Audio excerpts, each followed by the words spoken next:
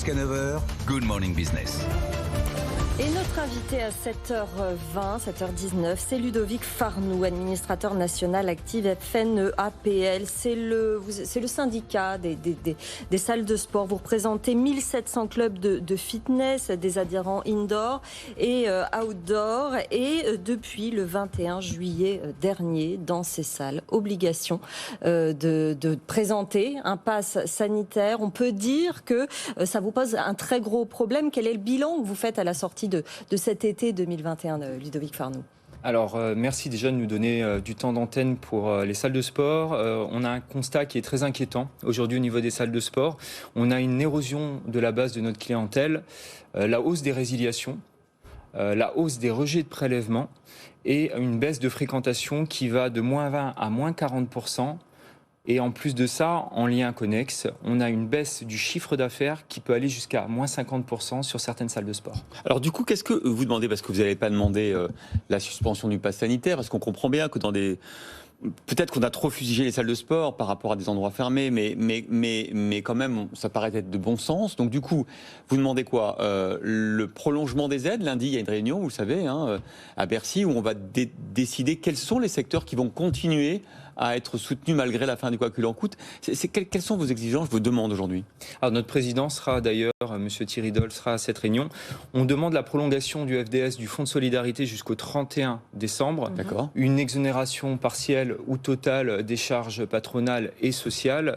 On demande également la facilitation des accès aux coûts fixes, parce qu'aujourd'hui, effectivement, il y a le seuil de 50% au niveau du CA, du chiffre d'affaires, et une rétroactivité, et ça c'est vraiment primordial pour, on va dire, la notion de survie de nos entreprises, la rétroactivité pour le mois d'août 2021 à hauteur du FDS du mois de mai 2021. Parce que ce que vous dites, c'est qu'une grande partie, vous allez nous donner la part, de salles sont carrément menacées. Vous-même, vous en avez fait l'expérience.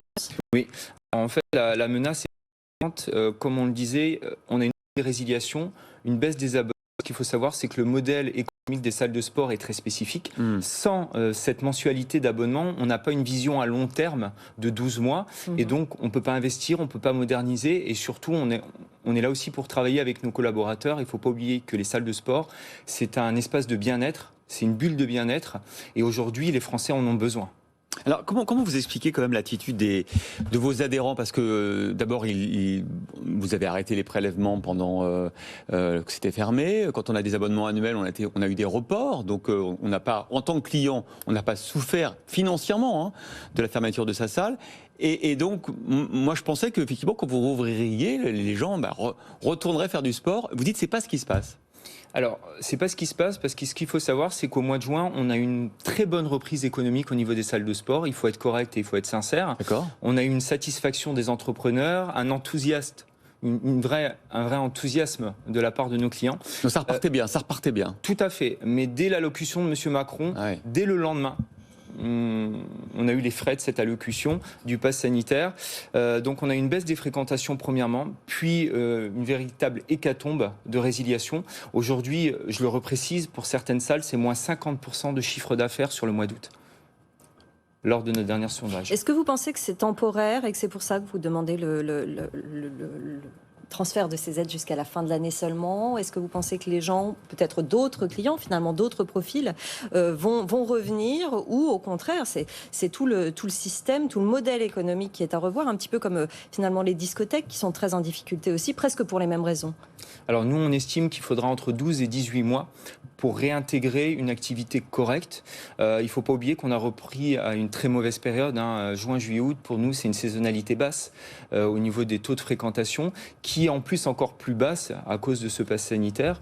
Donc nous, l'objectif, c'est de pérenniser nos entreprises. C'est la notion de survie, pour nous, c'est important, parce qu'il ne faut pas oublier que le sport, encore une fois, c'est un milieu de passionnés, et que nous, on tient à nos bébés, on tient à nos salles de sport, qu'on est là pour défendre les intérêts de nos adhérents, mais aussi l'intérêt du sport en général. Et vous, concrètement, par exemple, vous êtes effectivement administrateur national de la fédération, responsable de la commission économique. Vous-même, vous êtes entrepreneur, vous avez des salles de sport dans l'Est de la France, et vous avez dit enfermer certaines?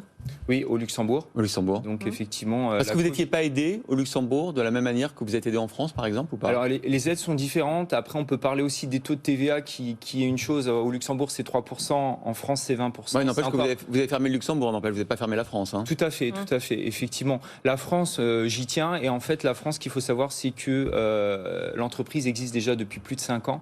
Donc elle est pérenne, heureusement. Mais il ne faut pas oublier les salles de sport qui ont ouvert début 2020, qui ont aussi besoin et encore plus d'être aidées. Et souvent, malheureusement, après ça a été corrigé, mais quand on crée son activité en 2020, on n'avait pas l'historique qui permettait de bénéficier notamment du fonds de solidarité, par exemple, ou des mécanismes d'aide. C'était très compliqué pour ces salles. Hein. Elles ont quasiment toutes dû mettre la clé sous la porte, non ? Oui, en fait, nos mécanismes économiques sont totalement perturbés par les problématiques que je vous ai données. Oui. Donc, on va essayer de se réadapter, on va essayer de se réinventer. Mais l'objectif aujourd'hui est également que l'exécutif nous aide à long terme. Eh bien, réponse lundi pour vous, comme beaucoup de secteurs encore évidemment victimes de la crise sanitaire. Merci beaucoup Ludovic Farou pour la fédération FNEAPL, donc des salles de sport indoor outdoor. Merci.